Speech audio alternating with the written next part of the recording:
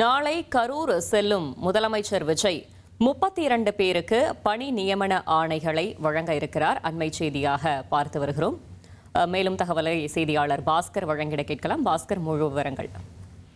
தமிழக முதலமைச்சர் விஜய் அவர்கள் கரூர் செல்ல உள்ளார். இதற்காக நாளை காலை 9:30 மணி அளவில் சென்னையிலிருந்து புறப்படுகிறார். கரூர் மாவட்டத்தில் நடைபெறக்கூடிய நிகழ்ச்சியில 13,500 நபர்களுக்கு வேலை வாய்ப்பு அளிக்கும் வகையில புதிய தொழிற்சாலைக்கு நாளைக்கு அடிக்கல் நாட்டுகிறார்.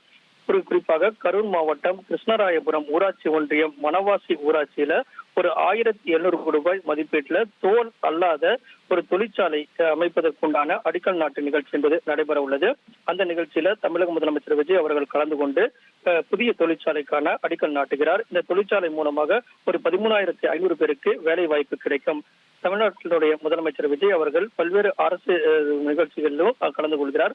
அதாவது இந்த பல்வேறு அரசு துறையின் கீழ் பணியாற்றும் வகையில 32 நபர்களுக்கு கருணை அடிப்படையில பணி நியமன ஆணைகளையும் வழங்குவதற்குண்டான திட்டமிடல் என்பது மேற்கொள்ளப்படுகிறது. அந்த வகையில நாளை கரூருக்கு செல்லக்கூடிய தமிழக முதலமைச்சர் ஒரு தொழிற்சாலைக்கான அடிக்கல் நாட்டு நிகழ்ச்சியை முடித்துக் கொண்டு அதற்கு பிறகு பல்வேறு அரசு துறைகள்ல பணியாற்றக்கூடிய வகையில ஒரு 32 நபர்களுக்கு கருணை அடிப்படையில பணி நியமன ஆணைகளை வழங்குவதற்குண்டான ஏற்பாடும் செய்யப்பட்டுள்ளது.